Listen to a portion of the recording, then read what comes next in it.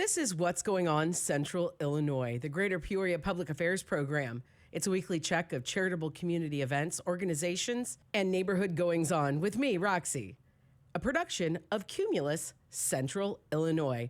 Thanks so much for tuning in. If you're from Peoria or the area and you've been down Knoxville Avenue, headed toward the hospitals in downtown, at 2130 North Knoxville Avenue, there's a stately brick building. That is Children's Home Association of Illinois. And today, I'm excited to talk to Scurry Miller. I said Scurry, that's his name. He is the president and CEO of Children's Home Association of Illinois. Good morning, Scurry. Good morning, Roxy. How are you? I'm doing great. Thank you so much for taking time out of your very busy schedule to enlighten us on what Children's Home is. It's been a mainstay in our community for a lot of years, and I think maybe people need to be refreshed from time to time on what it is that Children's Home does. Of course. Well, thanks, Roxy, for having me on today. We are really excited to talk today about our foster care component of Children's Home. But just to give you a little bit of background, refresh folks on Children's Home. Children's Home has been around for over 157 years. And obviously for a nonprofit to be around that long, they have to be doing something right. And I think that it just shows that Children's Home has been able to evolve and meet the community's needs over time. And I think sometimes that's the confusion for folks, is that we really have evolved and changed over time. And at this point, one of our largest divisions is our foster care divisions, but we also actually run two schools. One is for kids with autism, and one is for kids with behavioral problems. And we also have a residential facility that houses kids with developmentally disabled kids, and that are most all in DCF care. We do youth services that works with kids that are not in DCFS care, but are in need of intervention and support, and we work with families around that. And then we have a prevention department that primarily working with pre and postnatal mothers and babies. So very different than the foster care kids. So a bunch going on here at Children's Home, and one of our biggest and most important is definitely the foster care. I cannot agree with you more on foster care. My life has been affected by foster care. When I was in my 20s, my family became a foster family, and it's very needed. What are the numbers? Or you know what? Let's talk to Michelle Hayes. She's the director of foster care, and she can help us take a deeper dive into the foster care system at the Children's Home. Good morning, Michelle. Good morning, Roxy. How are you? Well, I've been looking forward to talking to you because I'm excited to get this word out there, because foster care is something that not only enriches the lives of the children involved, but also the foster families. And I know that the need for foster families is pretty great. Do you have numbers on how many children need homes in our area? Yeah, so current statistics across the entire state of Illinois is roughly 19,000 youth in care. And so Children's Home foster care really focuses on the children that are in Peoria, Woodford, and Tazewell counties.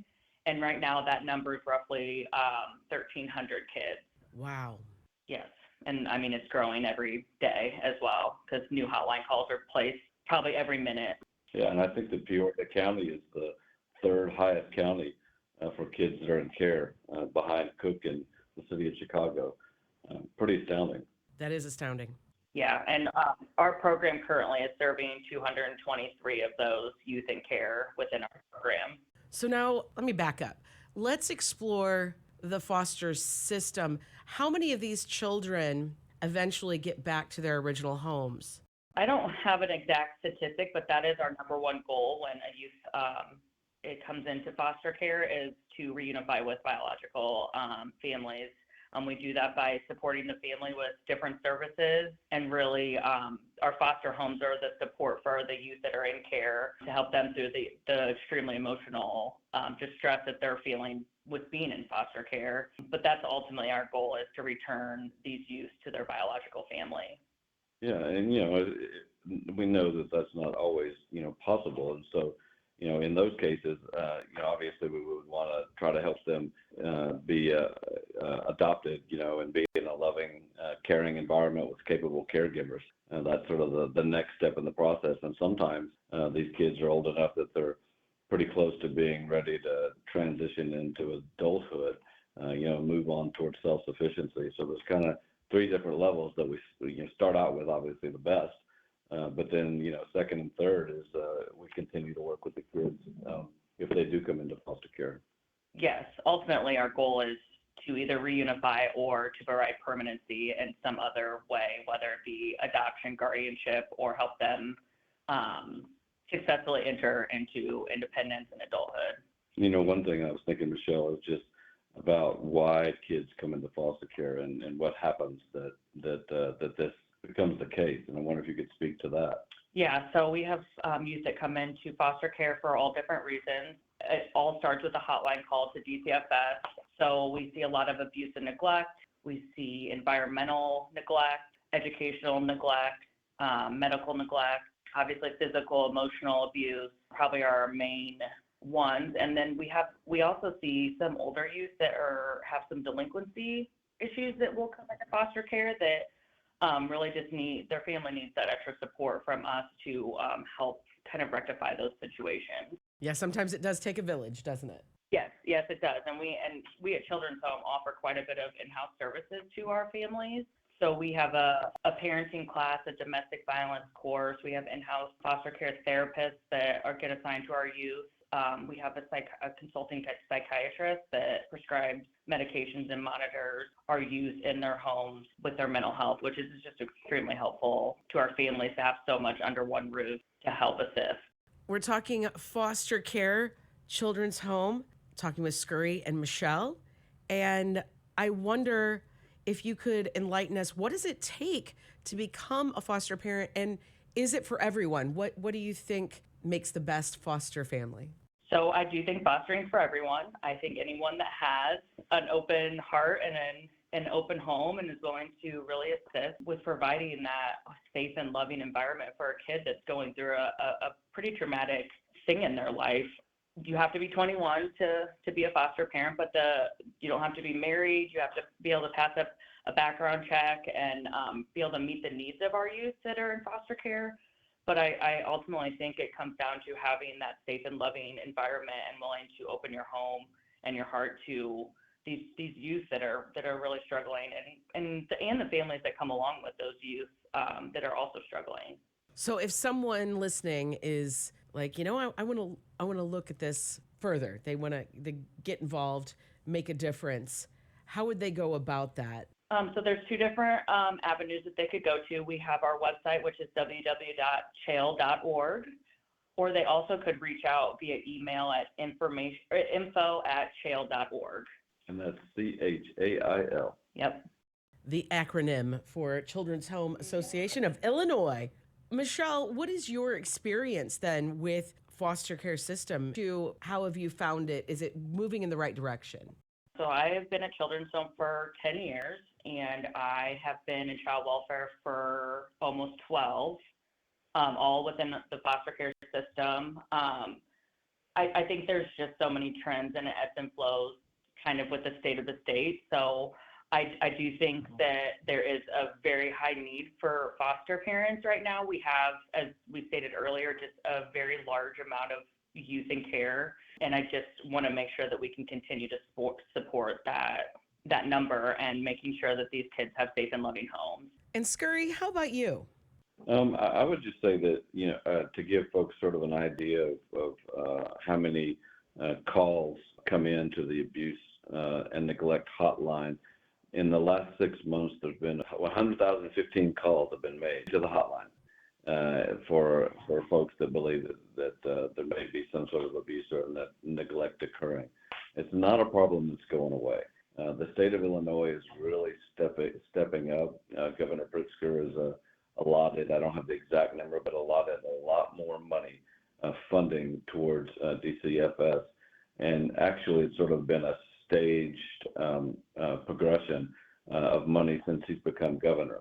Now, I don't know the governor, and I'm not speaking politically, but I'm just saying he as the governor, has begun to move the mark for funding and giving foster care and DCFS what they need in order to do the job. So, if anything, we're moving in the right direction. Are there problems? Is there better oversight that occur? Are there better systems we could have in place? Yes, but it's not being denied. It's not being overlooked. It's actually progress being made. Good to hear. Now, something I would love you to weigh in on is something my family did as a foster family that I think for people who maybe don't want to commit to 100%, of their time is respite care. Is that something that's still available? Yes. Yep. So you still would need to be a licensed foster parent through us. However, you can allocate that you just want to provide respite care. And that can kind of look like taking a youth when a foster family wants to go on a vacation, or they want to have a date night and just have a youth spend the night. So that's definitely an option through our program as well. I think it's a good way to dip your toe in the pool and take the temperature too. Quite a few families that start out with just wanting respite just to kind of get the lay of the land and get to know Children's Home. It totally makes sense to me. Which is fair, because this is not for the faint at heart. I mean, we're dealing with kids that have experienced trauma, so it's a tall order to have these youth in your home. But not something to shy away from, Roxy. I would say to you. To your listeners out there that right. There's a high need for folks who have the heart to help and to nurture and provide an environment for these kids to heal. And I hope that for any of you out there who are listening, if this is touching you in any way, please reach out. And I'd like to circle back to something Michelle stated earlier, is that you go through trainings and you have support from Children's Home. If you hit an obstacle, you have a safety net and people that can help you through any situation. Yeah, so there's a DCFS training that each foster family has to complete to get their foster care license. And then when a youth is placed in the foster home, Children's Home obviously supports that youth and the family, the biological family, but also the foster family. So we have a whole resource department that licenses all of our homes and supports our homes. We have a casework team that has a caseworker, a casework supervisor. We have a consulting nurse that can help with any type of serious medical issue, and an education liaison that helps navigate the school system for our foster parents, which is extremely helpful. So you're definitely not alone in this. There's a very large team at Children's Home that's here to support our youth and our foster parents. And it isn't something that, say, I know, financially, it could be, I can't afford to take in another child, or, there are stipends to help cover those expenses. Yep, there are stipends. It kind of is based on the level of care of the youth in the home, but DCFS has a monthly stipend that help cover expenses. And then each youth, when they come into care, they get some items through DCFS that are paid for as well, to make sure that they're comfortable in the home they're moving into. What's the average range of reimbursement, Michelle? So I would say the highest end is probably $1,500 a month for a specialized youth, and then traditional is probably right under $1,000 a month. So it's not a small amount. It's Correct. It's a considerable amount to support a child. You're not getting into this with no means to be able to care for them. Right, and our youth every single month get a clothing allowance and a regular allowance that's part of that payment. And then Illinois does a really good job of looking at that payment every year and adjusting it based on price of living.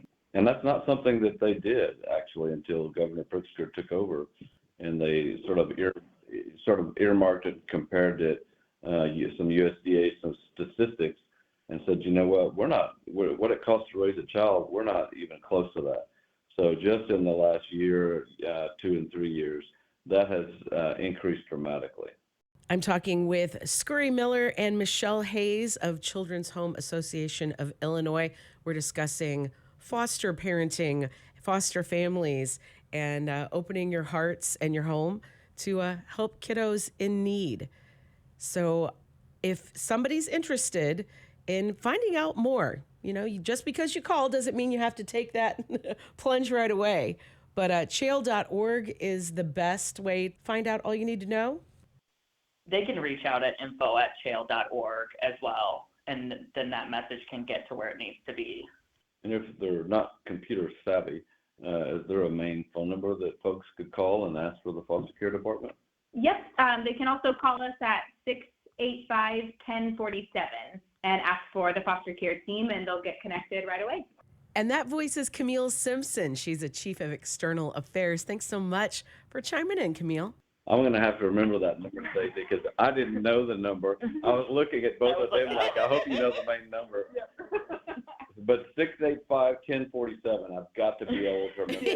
1047 sounds like a call you'd make on a radio. It does. It sounds like a CB call. It does, a CB call. Scurry Miller, Michelle Hayes, Children's Home Association of Illinois, thank you so much for joining me. It is very enlightening, and I hope we have inspired a few people to investigate being a foster parent. Thank you guys so much. Thanks so much, Thank you. Roxy. We appreciate it. Again, if you're interested or have any questions about being a foster parent or a foster family, reach out, chail.org, chail.org. The Children's Home Association of Illinois, their mission is to help the kids and families who need it most. They believe every child in our community deserves an opportunity to succeed, despite the insurmountable barriers that have been placed in their way. They are committed to raising up our community by transforming the lives of at-risk youth and families through education, clinical, and community support, prevention, and residential placement services. For more than 157 years, Children's Home Association of Illinois has provided those services to at-risk youth in the city of Peoria and the surrounding Tri-County area. This has been another episode of What's Going On Central Illinois, the Greater Peoria Public Affairs Program, a weekly check of charitable community events, organizations, and neighborhood goings-on with me, Roxy. This has been a production of Cumulus, Central Illinois. Do you have a charitable community event, organization, or neighborhood going on that you would like to showcase on What's Going On Central Illinois? Send me a message at Roxy, ROXY, .baker@cumulus.com. Thanks again for listening. Now get out there, make some beautiful memories. And while you're at it, do your best to be kind to all kinds. It doesn't cost a thing. Until next week, bye.